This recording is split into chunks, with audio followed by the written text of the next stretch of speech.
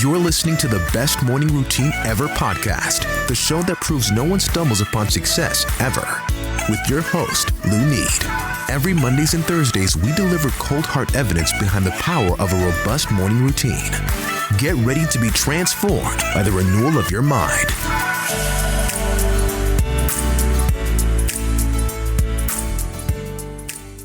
Hello, morning enthusiasts. Welcome to the Best Morning Routine Ever podcast. I am your host, Looney Lewis, and today I have the honor of introducing a very special guest to the show. Today, I want to bring on Jarvis.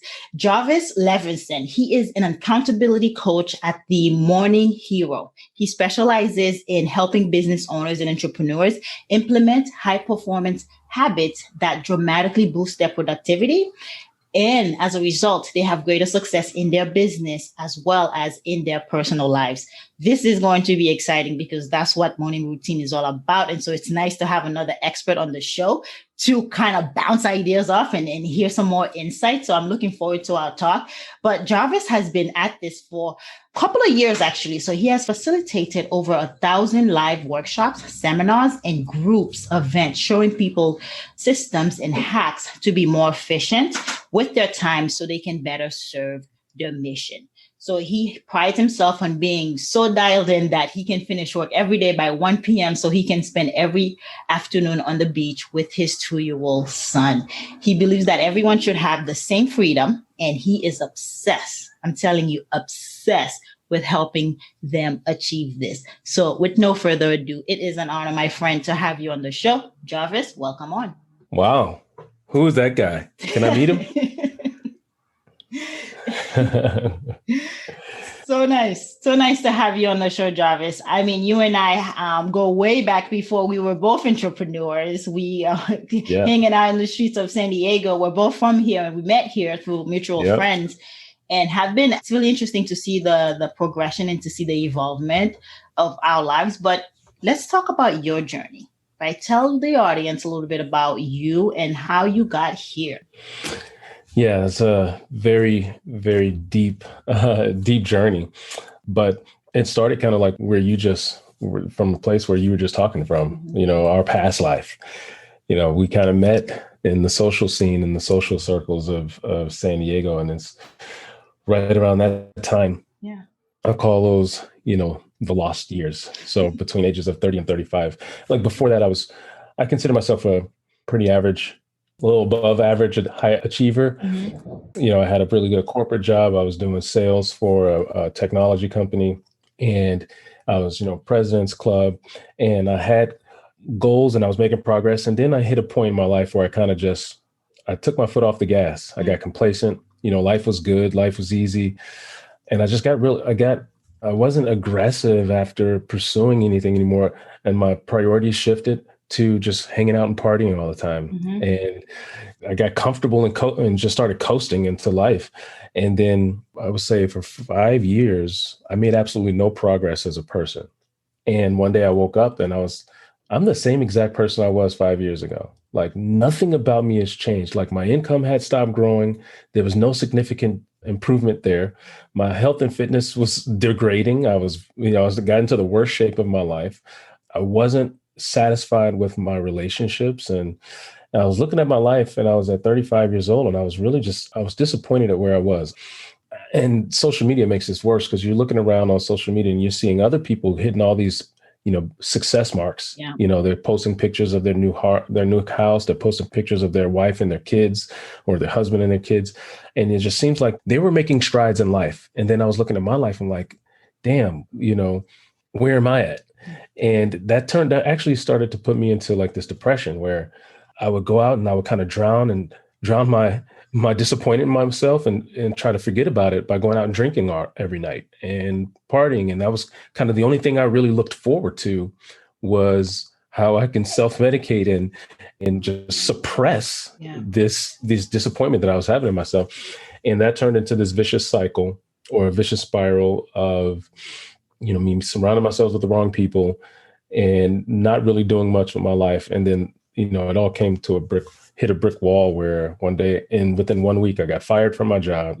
I got fired from my relationship. Me and my girlfriend decided to quit. We weren't the best fit, or I wasn't the best fit for her at that point in my life. Yeah. And I had to move out. And within 1 week, I went from having a comfortable, cozy life to all of a sudden, I had nowhere to go. I had no job, had no income, and I had to move back to Chicago with my mom.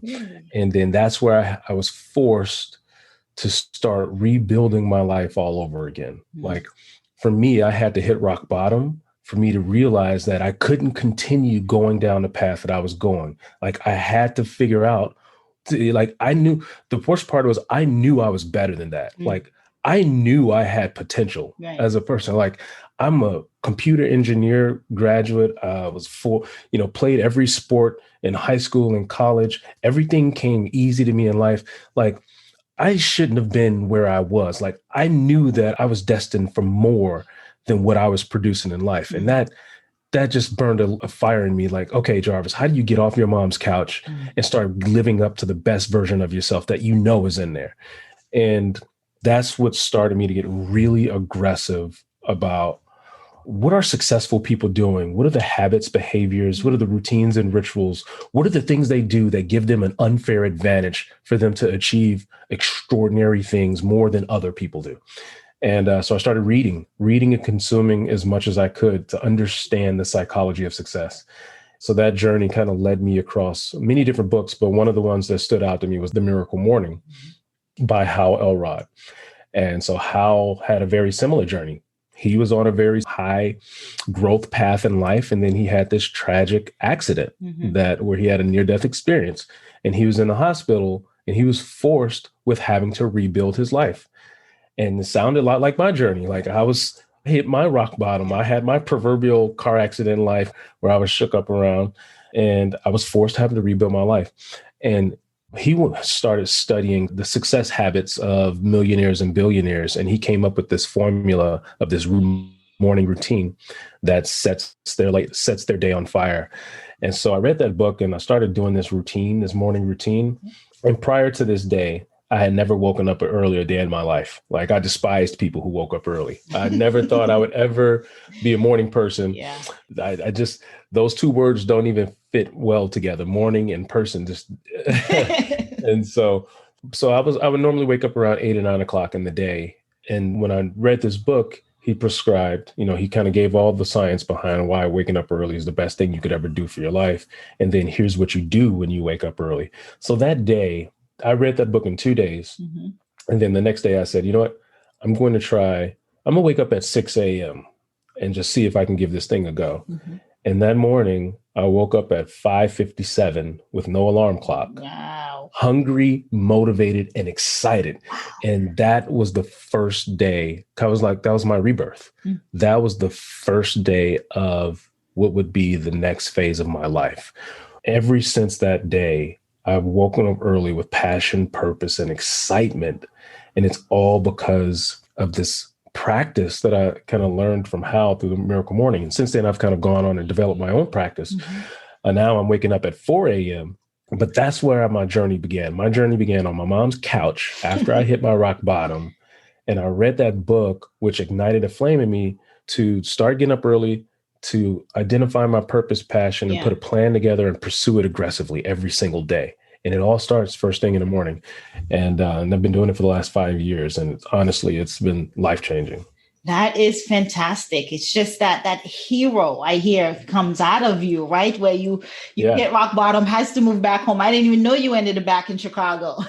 I had to move back in with my mom. There's a 35-year-old man living on your mom's couch. Like that really eats at your pride, right? And so it was that I needed that moment. I tell everyone, you don't regret or resent anything that happens. Like everything happens for a reason.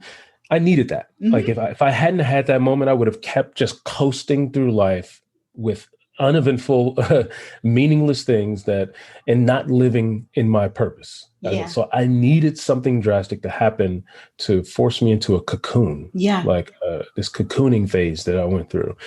And so, yeah, that was necessary. That those plateau moments are so powerful. At the time, they don't seem so, but when you do come out, when you get that rebirth, it's so powerful because it changed the whole trajectory of your life. It Oh man, changed it's like night and day. yeah, it's night and day. I was turned out into a butterfly. I was this ugly sloth.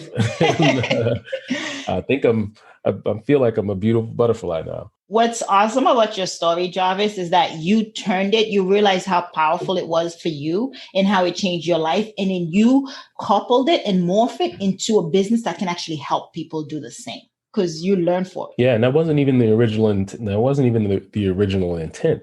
My original intent was after I kind of went through this cocooning and I refound my flow in life, I, rebirth, went through this new identity, and I wanted to go into real estate. And so I was doing commercial real estate, but every time I talk with someone, they were like, man, what's going on with you? You just always got this gusto. Like you walk in the building with this aura and this essence and like, you've got this magnetic energy. Like, what's up, man? And I would just tell them what I was doing. Like, oh, this is what I do. I wake up at 5 a.m. and, I meditate, I visualize my goals and I go for a run. And I would just kind of walk. I plan my day and I do my zero calendar and it just lights me on fire every morning. And so enough people were asking me about what I was doing that I was like, okay, let's all meet up and I'll just start showing you guys and start facilitating workshops. And so on the side, just as a passion, every week I would host meetup groups. I started on meetup.com. I just posted on Meetup morning routines, right? Anyone want to come learn the world's perfect morning routine that's going to light your goals and light your day on fire. Yeah. And then, so people started coming. I started doing them in my house. So me and my wife, I wrangled my wife in. She wasn't my wife at the time. I wrangled my wife in for us to host these meetups at our house. And so for the first couple meetup groups, people come to my house and we'll just talk about meditation. I'll talk about the power of writing your goals down. We'll talk about the power of journaling. Talk about how to plan your day for maximum efficiency and time management. And so every week there would be a different topic. And I just found that I was so passionate about this and people were finding so much value that then people started putting me on this platform as the expert. Mm-hmm.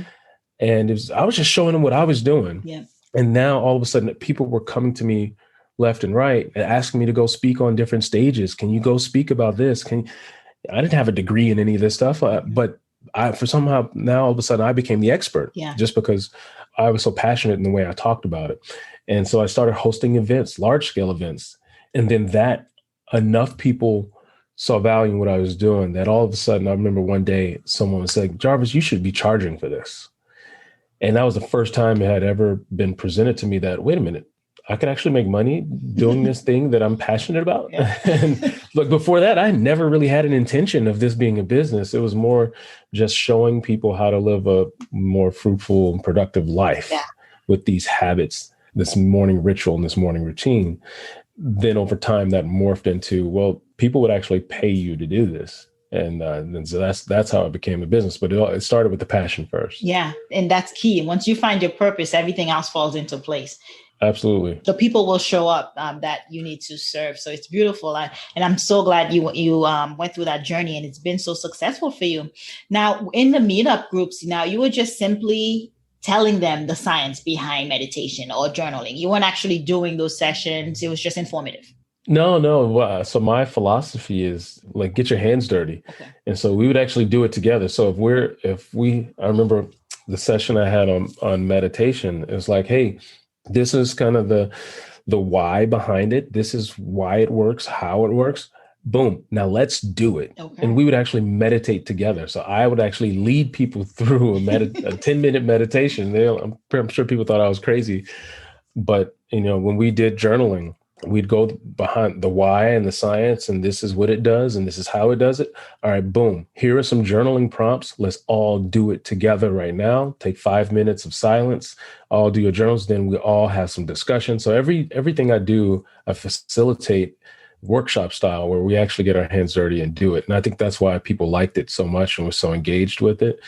And, those events kind of grew to the point that they had grown to. Yeah. And it's applicable. They can do it now and go learn it the proper way and then go off on their own and do it. Yeah. So for what you've seen in your line of work, what do you think stops people from achieving their goals? You've hit your rock bottom. I've hit my rock bottom. And then that was the kick in the butt to get up and get things done. In your field, what do you see kind of stop people from achieving, resolutions? We make them every year, achieving goals. Yeah. Not being intentional. So things don't just happen. You have to make them happen. People will come up with I want to lose weight this year. And then that's it. And then they put no other intention behind it. And they expect it just to happen. Intentionality is the key to life. And intentionality is doing things on purpose, not just letting the day happen, purposefully designing it for things to happen the way you want them to happen. And so that starts with you taking time every morning to set your intention. And the biggest problem people have is that they wake up running. They wake up and they run right into their day. They wake up just in time. They wake up just in time to deal with the first thing they have to deal with. They wake up just in time to deal with their family or their children and get them ready for school. They wake up just in time for them to take a shower and go off to work. They wake up just in time for them to get ready for a client appointment. They wake up just in time to deal with the world. And they never take time first to set their own intention. So what happens is they get stuck in the whirlwind. Right. The whirlwind is just the day-to-day of life. Right. They wake up and immediately they sucked into this typhoon of the whirlwind. The whirlwind is their emails, their clients, their family, their social media, everything that's demanding their attention. They wake up right into it. And then they never have time. Next thing you know, 5-10 years have passed. They look up and they, wait a minute, where am I? Right. I am nowhere near where I thought I would. Because they've been sucked into the typhoon, this tornado that's taken them way off course, and they never take time every morning to design their perfect day, to design what's going to happen that day. They let the day dictate what's going to happen to them. And that's where they get stuck. And that's where I had got stuck. Every day I would just wake up into the whirlwind, and next thing you know, 5 years of my life had passed and I had made no significant progress. Matter of fact, I had gone significantly off course of where I knew I should have been. And that was because now I know all I had to do was wake up a little earlier. So in my case, what the Miracle Morning practice taught me was wake up 1 hour before my first obligation. 1 hour before. So whereas before I would wake up just in time to get ready for work, now I wake up 1 hour before I need to get ready for work. And that 1 hour, the power hour, that's where all the intention is set. That's where I meditate on my goals and visualize my day and how my day is going to play out, and then pull out my calendar and plan exactly how it's going to play out. That's the perfect day that's going to push each one of my goals forward. Like that 1 hour is the most powerful hour of the day. And that's where I set my intention. And then from that point forward, like I control the day. Right. The day doesn't control me anymore. Right. I've designed the day. Like I've set the law of attraction in front of me. And like now all the angels are paving the path to do the day exactly the way I designed it, because I took that time. Yeah. And most people get stuck because they don't take time in the morning. Right. They wake up just in time. They add that extra hour, that power hour. That's where all their progress and success will be built.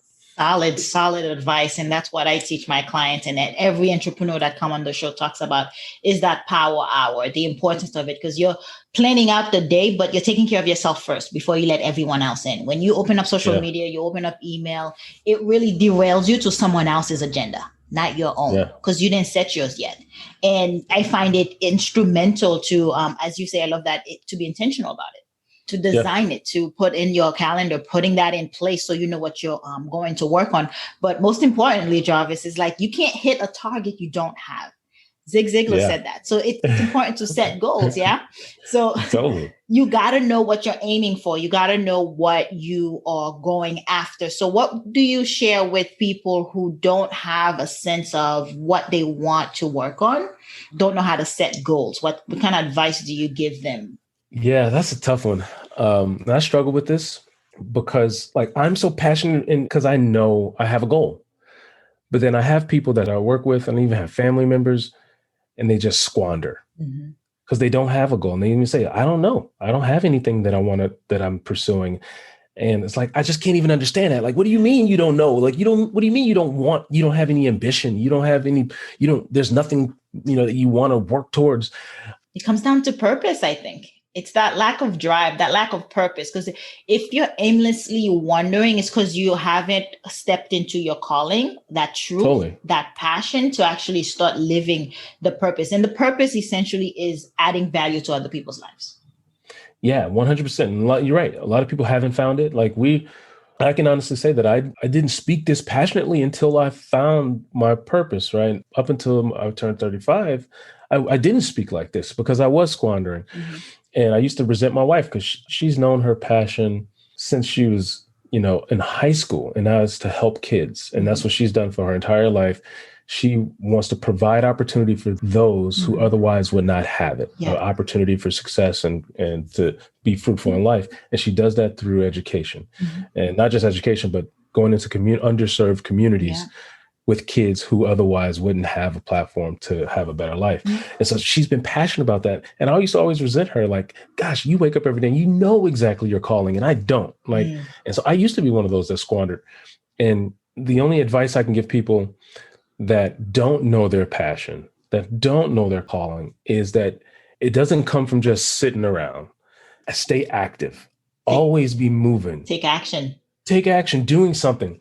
Maybe you take some action and you move in a direction, and maybe that ends up not being the direction, but at least everything moves you closer. Right. So you learn something from that. Oh, I know that's not the thing now, but hey, I got something from this experience, and now I'm going to apply this to this new direction. Like, always stay in motion, and you'll eventually find what the path is. But if you're sitting still, you'll never get anywhere. You'll never get closer to the path. Yeah. So that's my advice for folks who don't know their purpose, don't know their calling, don't know what their grand design is, to do something. That's like whatever good. You feel it is, like experiment. You got to always be experimenting. You like surfing? All right, go out, start surfing. Go and see if that's what it is. See if there's a calling for you there. If that's not it, boom. Like, what else can you do? Like, as long as you're moving and you're in motion towards something, you're making progress. Yeah. But if you're sitting still and you're just sitting still and you're not, like, life will pass you by.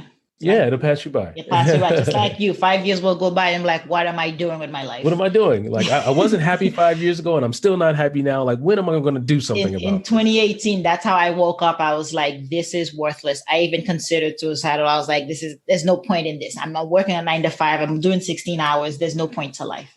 And it was until, for me, finding my purpose came out of spending time with myself. That's one advice. And I think you can allude to is actually when you have a friend, you to get to know them, you spend time with them. You know their quirks, you know what they like, you know what they don't like. So you don't interrupt or get them upset, get them mad. You get to know the individual.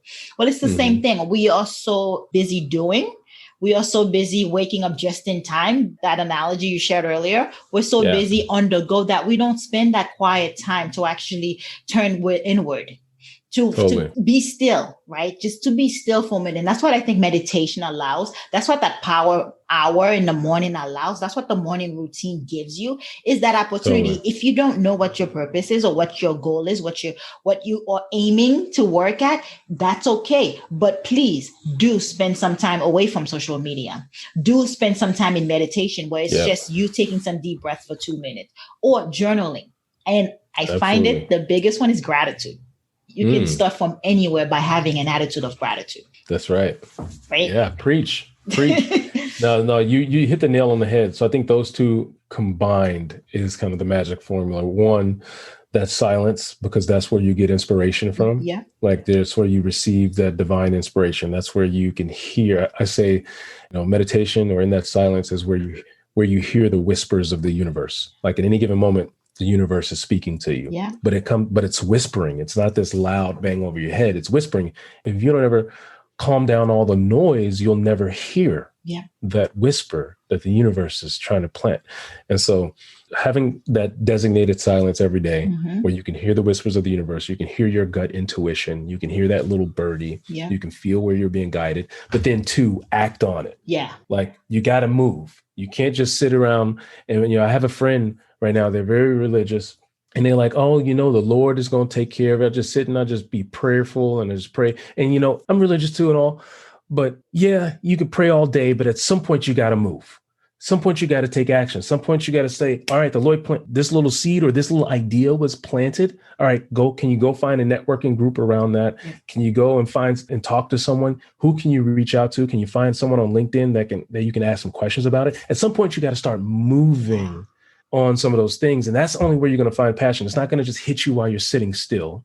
You got to take that inspiration and you got to start putting one foot in front of the other. Yeah. And yes, you might go through 2 or 3 or 4 different iterations of 4 different paths until you find your path.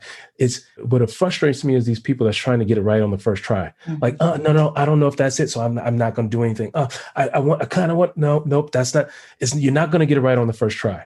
Like I'm in the 5th version of me, right? I'm on the 5th different thing that I've tried. I've gone through 4 different careers, but at any point I was moving. Right. I was always moving towards something. You got to move towards something. And eventually that will evolve into what your grand design is. Absolutely. I so agree with you. And you and I both go to the same church. We were both members at the Rock Church.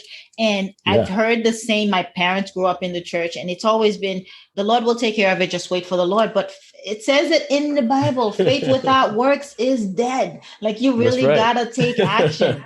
And TD Jakes said this thing the other day. I was listening to him. He says, God did not design the chair, the desk, but he did give you a tree.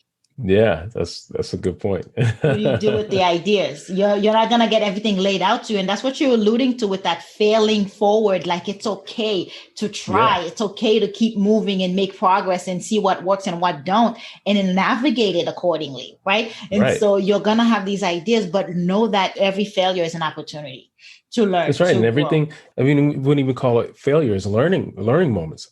Everything you do, you learn. Mm-hmm. Like, even if it's not the outcome you wanted, you got something from it. Like every one of my past lives that led up to this, I used it all built something from, that I apply today in my passion. Right. And so sometimes all those little things you go through are building blocks that's preparing you for what will be your purpose. Right. To contribute towards it. Absolutely. Now we speak of it, we live and breathe this stuff, but a lot of people I find suffer with self-sabotage, that negative thoughts. I call them ants, automatic negative thoughts, right? Yeah. Dr. Amen coined that term. And it really is instant because we have 60,000 thoughts a day and 90% of the same ones from yesterday. So we are expecting to be different than we were yesterday, and that doesn't work.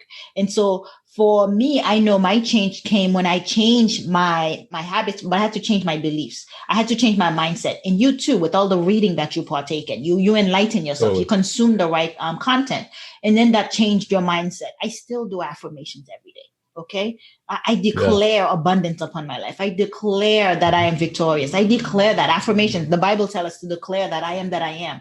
And so on a daily basis, that's work for me. And that's only to eliminate and eradicate negative thoughts and negative beliefs, because those beliefs will direct my habits. Totally. They will direct my habit of drinking, or my habit of being lazy, my habit of not going for that run first thing in the morning. The same, if my belief changes to I am enough, I'm lovable, I deserve this, then I will get up and go for that run, eat the healthier breakfast. And that's a domino effect into me feeling better. And then there's that loop. It kind of feeds right back to it, right? You have your belief, you have your actions, and then you have your results. So talk a little bit. I know you're fond of this topic as well. So talk a little bit about self-sabotage and how we are standing in our own way, and how do we get out? Yeah. I mean, you nailed it. I think that's one of the biggest reasons that people don't move forward, or they don't live up to what they were designed to live up to, is that it's no external factor. It's all internal. Right. It's all mindset. Now and I love the way you worded it. It's the work. Mm-hmm. That's the work. The work is getting up every day and deciding that you're going to work on yourself, to build up yourself, to build up your mindset.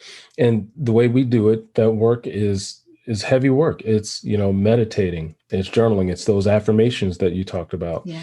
But once you start to feel that feedback loop is once you start to to see a little bit of progress and success, then it feeds back and it's like, oh, okay, that works. So let me keep on doing it.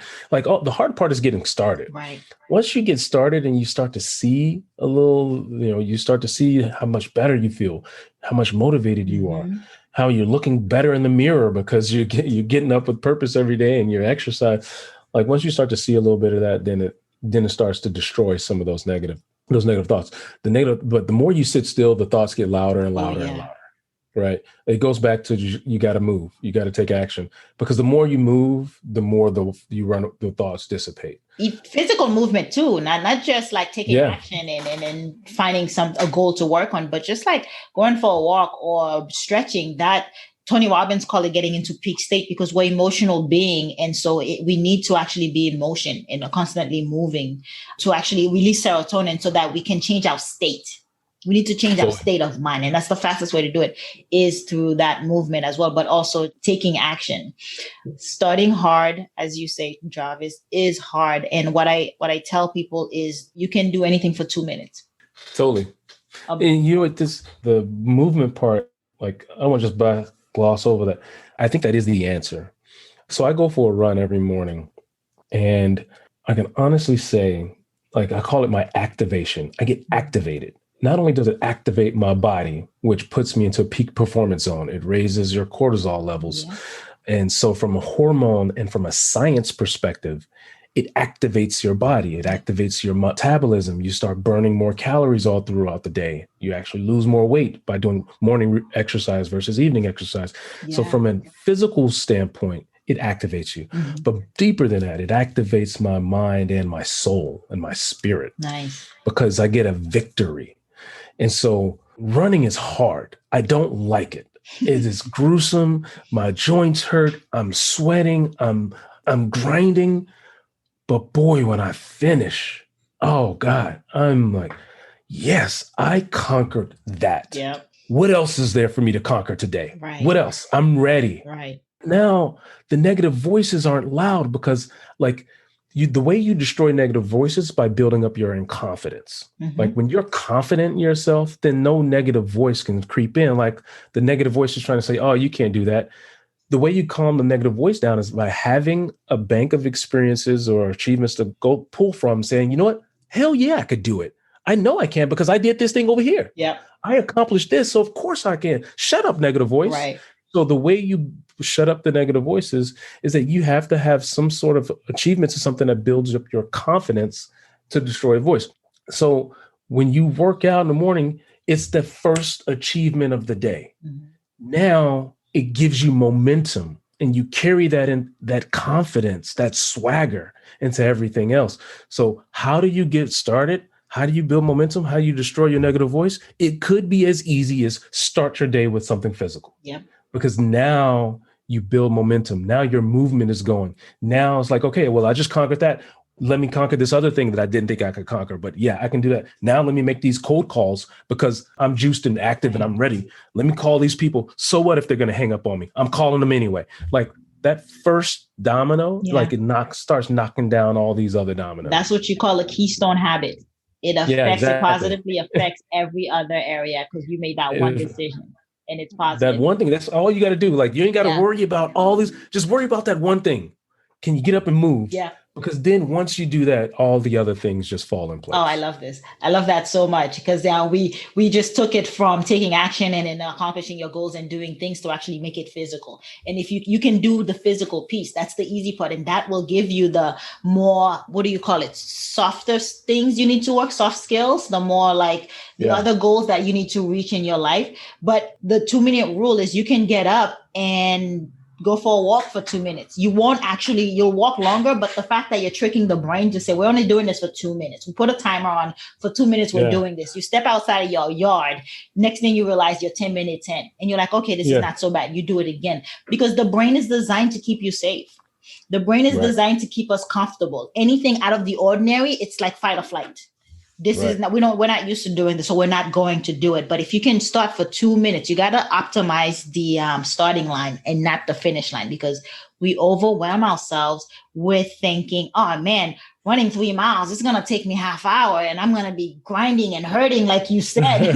No, you're talking yourself out of it by doing that. But if you optimize for the starting line and decide, all right, 2 minutes, it's all I'm going to do.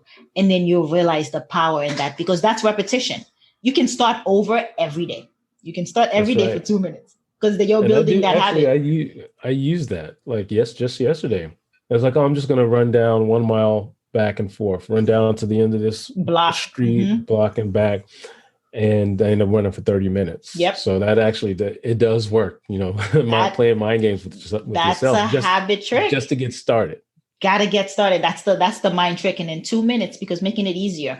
Another thing I want to allude to, we're going over and I want to wrap it up, is setting your environment for success. I know you know about this. I know you teach this to your clients, and that's why you have the accountability piece. Even for a habit as running, is putting your shoes by your bed so that you see it. It has to be visible for you so your mind can be triggered to actually take that step. And so environment. Tell us about how you help using environment, how you help your clients get productive to use their environment. The very, very first and easiest thing you could do is not sleep with your phone next to you. Yeah. So from an environment perspective, I don't have my phone in my bedroom. Yeah. My phone charges in the bathroom. And for 2 reasons. One, if your phone is next to you and it's the alarm clock, the first thing you're going to do when the alarm goes off is what are you going to do? You're going to snooze it. Right. Like if it's within an arm reach, it's too easy to snooze. And so the first thing teach morning heroes is to sleep with your phone in another room, because it helps with 2 things. It helps with sleep hygiene. Mm-hmm. So your phone if it's close to you, your brain is constantly triggering your brain. Your brain is constantly being triggered to grab it, to check Instagram, to see what's going on. And so when it's not around you, just your phone's presence around you, it's a trigger for your brain. So one, it's destroying your sleep quality with your phone in your room. So a big part of your environment is, one, removing things that's harmful for that environment. So I tell people put their phone in another room, or in my case, I like to put it in the bathroom, because when the alarm goes off, I have to run to the bathroom to turn it off. And now I'm already in the bathroom. So I'm looking at my toothbrush, I'm looking at my face towel. I might as well just go ahead and get started for the day. So it's an easy way to ensure you get up moving. First thing, moving and not snoozing. Yeah. If you can do that one part, then all the other things can naturally play out. But just don't sleep with the phone next to you. That's good advice. Yeah, that helps with productivity. So this is so fantastic. I really, really love the insight that you bring on. So, I have to get into it, which we talked about a little bit. So I want to know, how do you get up, dress up, and show up? What's your morning routine like? So I'm up at 4, which my brain, I've been doing it for so long that I'm actually up before the alarm. The alarm is set for 4, but my brain normally wakes up around 3:45. before the alarm. So I'm up. And so right now I live about a half a mile from my office.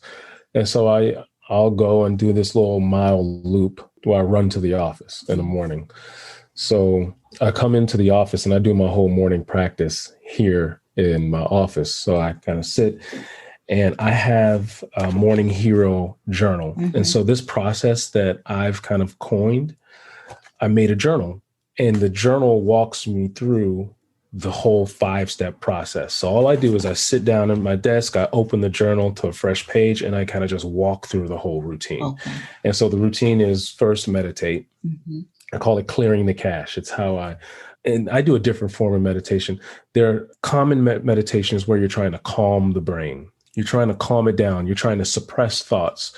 You're trying to hit this transcendental state where you're just being. I like to meditate where I don't suppress the thoughts, I encourage them.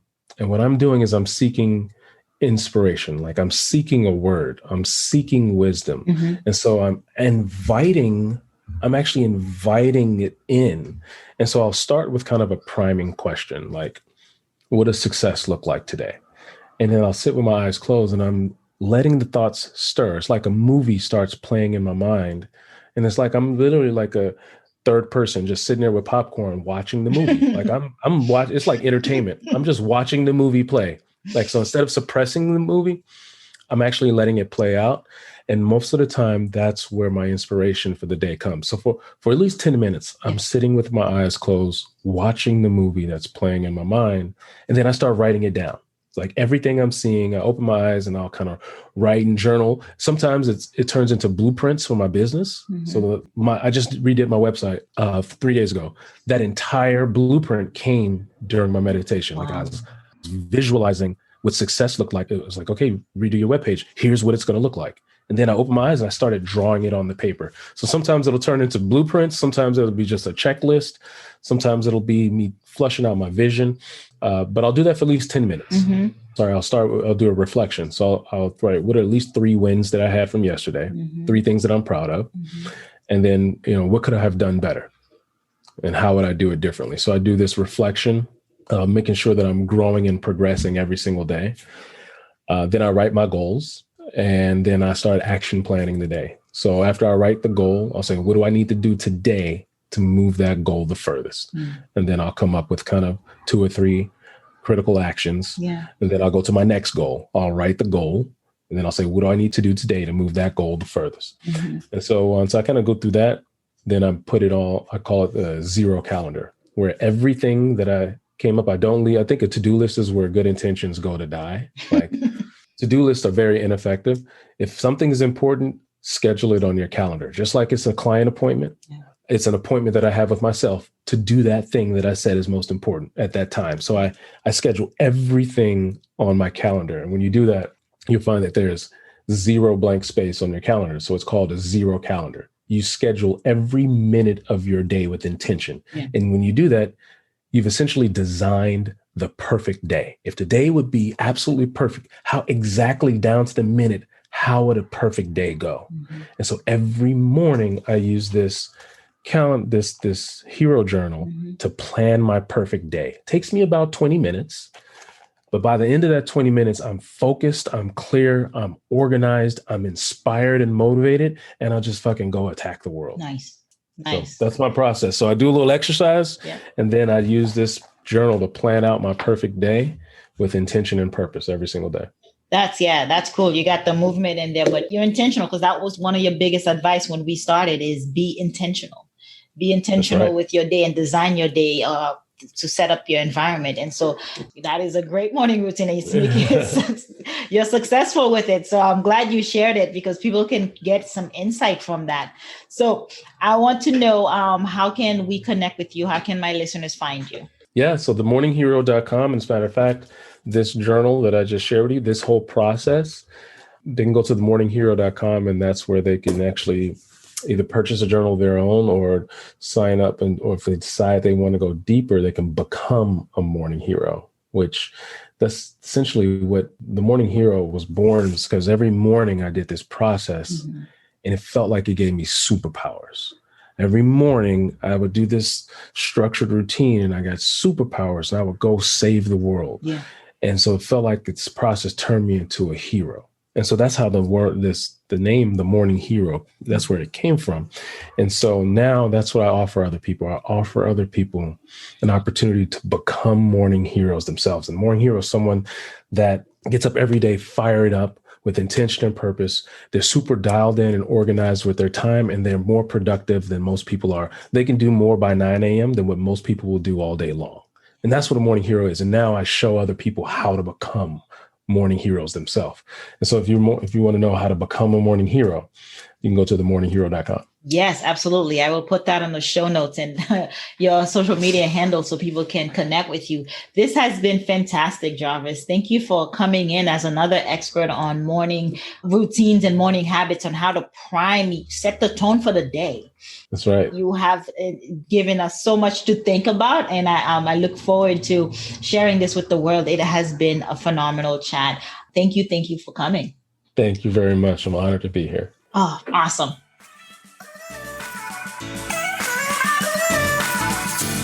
All right, morning enthusiasts, that's it for today's show.